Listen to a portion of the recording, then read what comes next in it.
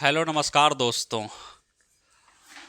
आप सभी कैसे हैं? तो आप सभी बहुत बढ़िया, बहुत ही मस्त, बहुत ही ज़बरदस्त तो नहीं होंगे, क्योंकि रेलवे में कुछ ऐसे काम ही हो रहे हैं जिसकी वजह से आप सभी लोग ना ही बढ़िया हैं, ना ही मस्त हैं और ना ही ज़बरदस्त हैं।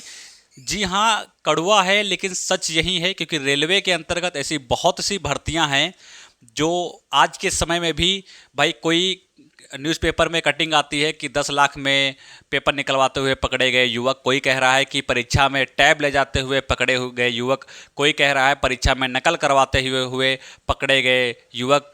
मतलब इस तरीके की बहुत सी खबरें जो हैं वो न्यूज़पेपर में, सोशल मीडिया में, प्लेटफॉर्म में भरी पड़ी हैं। किसको लेकर कौन सा वीडियो बनाया जाए, कैसे बच्चों को बताया जाए कि आज की ताज़ा खबर क्या है। तो ठीक उसी तरह कुछ हमारी भर्तियां आपकी हैं जो कि रेलवे के अंतर्गत आती हैं। जैसे ग्रुप डी की हम बात कर लेते हैं, टेक्नीशियन रिजल्ट की हम बात कर लेते हैं, एएलपी सीबीटी 2 एग्जाम की यहाँ पर हम बात कर लेते हैं, एएलपी नई भर्ती की बात कर लेते हैं, एनटीपीसी का एग्जाम को लेकर हम बात करते हैं। इन दोनों को अलग रख लीजिएगा, इसको मैं समझाऊंगा बाद में भी। एक भर्ती आपकी आती है जो कि है एएलपी सीबीटी 2, जिसका सीबीटी 1 होता है, उसके बाद सीबीटी 2 का नंबर आता है। मैं इस भर्ती की बात कर रहा हूँ और मैंने कल वीडियो डाली थी, मैंने उसमें बताया भी था, न्यूज़पेपर की बाकायदा कटिंग वगैरह थी, उसमें साफ साफ लिखा हुआ था कि इतने बच्चे जो है पकड़े गए हैं, या एग्जाम सेंटर के आसपास इतना रुपया पकड़ा गया है, इतने टैब पकड़े गए हैं, इतने व्यवस्था के साथ एकदम मतलब व्यवस्थित एकदम पकड़े गए हैं, व्यवस्था के साथ में आए थे कि भाई नकल तो करवाना ही करवाना है, और जिन बच्चों से हमने पैसे लिए हैं उनको क्या है, उनको हमको निकलवा के हर हालत में उनका एग्ज़ाम देना है। अगर जो ऐसे ही चलता रहा तो हमें नहीं लगता है किसी को पढ़ने की आवश्यकता पड़ेगी, हमें नहीं लगता है कोई मेहनत करेगा, कोई 8-8 10-10 घंटे जाग के पढ़ने की आवश्यकता पड़ेगी। सीधा 2 लाख, 10 लाख, 5 लाख रुपए डालो और एग्ज़ाम, सरकारी एग्ज़ाम ऐसे ही आपका निकल जाएगा। ये मैं कोई चीज़ अपने मन से नहीं कह रहा हूँ, जो चीज़ें हैं सबूतों के आधार पे कह रहा हूँ। मैंने पिछली वीडियो में दिखाया भी था और बार बार दिखाने का कोई मतलब नहीं है। मेरे प्यारे बच्चे जितने भी जुड़े हुए हैं उन सभी को पता है, टेलीग्राम पर भी डाला हुआ था। तो कहीं ना कहीं चीज़ें गलत हो रही हैं। तो एएलपी का एग्ज़ाम होता है 19 मार्च को, आप सभी को पता है 19 मार्च को एएलपी का एग्ज़ाम होता है और पेपर कैंसिल कर दिया जाता है। चलो पेपर कैंसिल हो गया तो कहीं ना कहीं कुछ गलत भी हुआ, लेकिन बोल सकते हैं कुछ सही भी हुआ। अब सही कहेंगे तो बहुत से बच्चे ये कहेंगे कि आप तो पैसे लगा के गए नहीं थे, जो आप कह रहे हैं सही हुआ है। सही इसलिए हुआ है क्योंकि बहुत से ऐसे आपके अभ्यर्थी हैं जो पकड़े गए हैं, नकल मतलब लेकर गए थे या उनके आसपास जो थे, वो बहुत से ऐसे हैं जो पकड़े गए हैं। अगर जो एग्ज़ाम हो भी जाता ना तो इसकी मेरिट इतनी हाई जाती, इतनी हाई जाती कि आप कट ऑफ को छू भी नहीं पाते, क्योंकि वो तो पढ़ के गए नहीं थे, उनका तो केवल पैसे देकर निकलवाया हुआ था, तो भी आप उन्हें छू नहीं पाते। लेकिन पेपर कैंसिल हो गया, उनके पैसा धरा का धरा ही रह गया। और कहीं गलत भी हुआ, गलत ये हुआ कि कोई बच्चा जो है जो रह रहा है मान के चलो कहीं और 500 किलोमीटर दूर रह रहा है, उसका 500-600 किलोमीटर दूर सेंटर भेजा गया और वो 5,000, 3,000, 2,000 की व्यवस्था करके वो वहाँ से गया पेपर देने के लिए, और स्टेशन पे वगैरह से मुसीबतों का सामना करना पड़ा, ट्रेन में सामना करना पड़ा। और वो कहीं जाकर जब एग्ज़ाम सेंटर पर पहुँचा तो वहाँ पर सर्वर इशू का लगाए हुए थे, पोस्टर लगा हुआ था और वहाँ पर ये भी लिखा हुआ था कि आगे जब भी एग्ज़ाम आपका होगा तो उससे पहले आपको सूचित कर दिया जाएगा। बताओ उस दिल उसके जो भी व्यक्ति ने उसको पढ़ा होगा तो क्या गुजर रही होगी कि वो 2 दिन, 1 दिन पहले तो निकला हुआ होगा, दूसरा दिन उसे लग गया होगा, फिर वो यहाँ से निकलेगा, फिर वो तीसरे दिन पहुँचेगा, यानी 3 दिन उसके बेकार हो गए, पैसा बेकार हुआ, टाइम बेकार हुआ और इतना ज़्यादा वो थक गया होगा। अब जहाँ से पैसा वो लेकर आया था, खर्च हो गए पैसे, उन्हें तो उसे वापस करना होगा। और आप 1 हफ्ते के बाद बोल रहे हैं फिर से हम एग्ज़ाम डेट देंगे, तो वो फिर कहाँ से पैसा लेकर आएगा। तो ऐसी बहुत सी चीज़ें हैं जो कहीं ना कहीं हमारे साथ गलत हो रही हैं। और एएलपी को लेकर यदि हम बात करते हैं तो यही भर्ती हमारी है जिसमें भाई आप बहुत से एग्जाम सेंटर में पकड़े भी गए हैं, तो कहीं ना कहीं चीज़ें जो हैं बहुत ही उदासीन हैं बोल सकते हैं। तो अब एएलपी का देखो, सबसे पहले बात तो कर लेते हैं कि इसका एग्ज़ाम कब होगा। तो हमने आप सभी को पहले ही बता रखा है कि इसका एग्ज़ाम 10 दिन के अंदर आपका कंडक्ट तो नहीं बोल सकते, लेकिन हाँ इसके 10 दिन के अंदर आपको नोटिस मिल जाएगी कि इसका एग्ज़ाम जो है वो आपका कब कंडक्ट कराया जाएगा। उस नोटिस में साफ साफ सारी चीज़ें लिखी होंगी। एक भर्ती हमारी है टेक्नीशियन रिजल्ट। टेक्नीशियन रिजल्ट को लेकर क्या क्यों बच्चे नाराज हैं? क्योंकि यहाँ पर बोल सकते हैं इतनी ज़्यादा हाई कट ऑफ चली गई जितनी उम्मीद नहीं थी।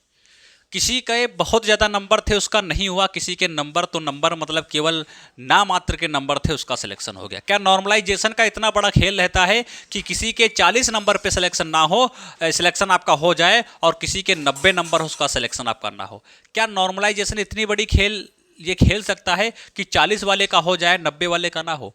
तो कहीं ना कहीं ये गलत चीज़ है, सभी को पता है। तो यही कुछ हुआ है आपका टेक्नीशियन रिजल्ट को लेकर के। तो जितने भी टेक्नीशियन के बच्चे हैं वो कहीं ना कहीं इस चीज़ से नाराज हैं कि भाई नॉर्मलाइजेशन आप एक दिन में भी परीक्षा करा सकते हैं, बिल्कुल करा सकते हैं। एक दिन में आप परीक्षा करा सकते हैं, कराइए। क्यों नहीं कराते हैं आप? क्यों नॉर्मलाइजेशन का गेम रहता है? नॉर्मलाइजेशन की वजह से बच्चा जो है आपका हार्ड शिफ्ट बनती है, कोई आपकी इजी शिफ्ट बन जाती है, उसकी वजह से नॉर्मलाइजेशन होता है, जिससे बच्चा बहुत ही दुखी रहता है। और नॉर्मलाइजेशन की वजह से ही परीक्षा में धांधली होती है, ऐसा बच्चों को कहना है। और कहीं ना कहीं ये एकदम सत्य बात है। तो इस नॉर्मलाइजेशन के मुद्दे को ही क्यों ना ख़त्म कर दिया जाए। तो टेक्नीशियन को लेकर के बच्चे बहुत बुरा हाल है। और आप सभी को पता है 24 तारीख को इसमें क्या था, आपका छोटा सा महाआंदोलन ट्विटर पर रखा गया था, जिसने बच्चों ने क्या किया है उसमें आपका सहयोग किया है। तो कहीं ना कहीं इस रिजल्ट से भी बच्चे आपके परेशान हैं, यानी कहीं ना कहीं दुखी हुए हैं। एक भर्ती आती है रेलवे ग्रुप डी की।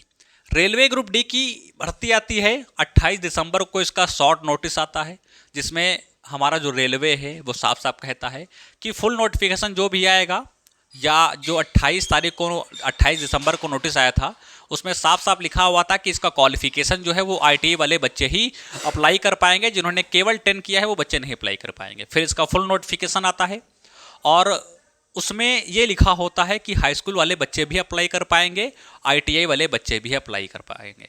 यानी कि कहीं ना कहीं रेलवे अपनी बात से ही मुकर रहा है। तो इसको लेकर बच्चों ने क्या कर दिया, रेलवे पर केस कर दिया। अब केस आपका चल रहा है कोर्ट में, ठीक है। कहीं ना कहीं कोर्ट भी रेलवे से नाराज है। वो खुद ही बोल रहा है कि आपने जब ऐसा बोला था शुरुआत में, तो फिर आप ऐसा दोबारा क्यों बोल रहे हैं कि हाई स्कूल वाले भी लिए जाएंगे? या तो पहले आप ये बोलते नहीं, आप अपनी बात से पलट रहे हैं। प्लस हम बात करते हैं तो रूल तो आपका ये है कि जब भी आपका नोटिस आता है, चाहे वो शॉर्ट नोटिस हो चाहे आपका फुल नोटिस हो, नोटिस आने के बाद आपकी कोई कितनी भी बड़ी भर्ती क्यों ना हो, आप उसके क्वालिफिकेशन में या अदर किसी चीज़ में बदलाव नहीं कर सकते। वैकेंसीज वगैरह इंक्रीज हो सकती हैं, वो एक अलग की बात हो गई। लेकिन अब ये नहीं कि आपने पहले सोचा कि हम भर्ती में केवल हाई स्कूल को नहीं लेंगे, केवल ITI वालों को लेंगे, उसके बाद में आप हाई स्कूल वालों को भी ले रहे हैं। तो ऐसा नहीं हो सकता। जब तक भर्ती कंप्लीट नहीं हो जाएगी उसमें आप कुछ भी छेड़छाड़ नहीं कर सकते। तो ये हमारा कोर्ट कह रहा है। अब देखो इसका भी फैसला आपको 28 मार्च को रखा गया है, तो 28 मार्च को ये सारी चीज़ें आपकी क्लियर हो पाएंगी, ठीक है। तो ये आपका रेलवे ग्रुप डी को लेकर के है। एक चीज़ और, ALP की नई भर्ती आपकी आ चुकी है भाई, ठीक है। कितने पदों पर है? तो 9900 पदों पर आपकी भर्ती है, ठीक है। इसका फुल वीडियो मैंने बना दिया है, जाकर इसको देख लो। तो इसमें भी बहुत से बच्चे अप्लाई कर देंगे।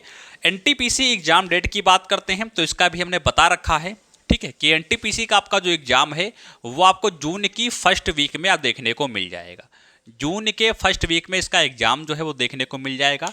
तो कोई भी परीक्षा आपकी है जिससे आप परेशान ना रहें, क्योंकि आप यदि हमारे साथ जुड़े हुए हैं तो हम हर प्रयास को, जो संभव प्रयास है उसे संभव बनाते हैं कि हम उस चीज़ पे बहस कर सकें, उस चीज़ को आप सभी के सामने ला सकें जहाँ पर आपके साथ गलत हो रहा है। हर एक वैकेंसी की अपडेट देते हैं, कब कौन सा रिजल्ट आएगा, कब कौन सी भर्ती आएगी, कब कौन से रिजल्ट की आंसर की आएगी, कब कोई किसका क्या होगा, वो हर एक चीज़ हम बताने का आपका प्रयास किया करते हैं।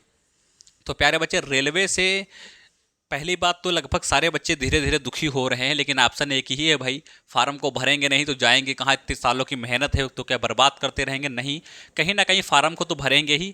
तो सभी बच्चे फार्म को भी भर रहे हैं, कहीं ना कहीं इतनी बहुत सी मुसीबतों से भी वो झेल रहे हैं। एक हमारा आयोग था यूपी तरफ जिससे बच्चे परेशान ही थे, क्योंकि बहुत सालों से भर्तियाँ अटकी थी उसमें, फिर धीरे धीरे कंप्लीट होती रहती थी। साल 2 साल 4 साल 10 साल लग जाते थे। और रेलवे का भी कुछ यही हाल आपका है कि भर्तियाँ फाइनली अटक तो नहीं रही हैं, लेकिन कहीं ना कहीं उसमें कोई ना कोई दिक्कत आ रही है हर एक भर्ती में।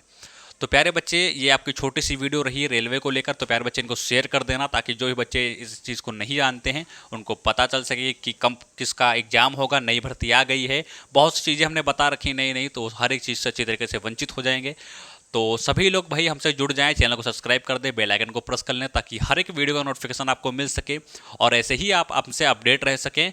और एजुकेशन ऐप आपका आ चुका है, अभी एजुकेशन के नाम से आया हुआ है, तो जाओ उसको डाउनलोड कर लो, अपनी आईडी वगैरह बना लो, वहाँ पर नोट्स आपको मिल जाएंगे, तो उन्हें अच्छी तरीके से पढ़ लो, ताकि हर एक जब भी वैकेंसी आए उसमें आप फार्म को अप्लाई करें, तो अपना जो है बेहतर उसमें प्रयास कर सके हमारे नोट्स को पढ़कर। तो प्यारे बच्चे, चैनल को सब्सक्राइब कर देना, बेल आइकन को प्रेस कर देना। मिलते हैं अगली नेक्स्ट वीडियो में किसी वैकेंसी को लेकर या किसी मुद्दे को लेकर। तब तक के लिए नमस्कार, जय हिंद।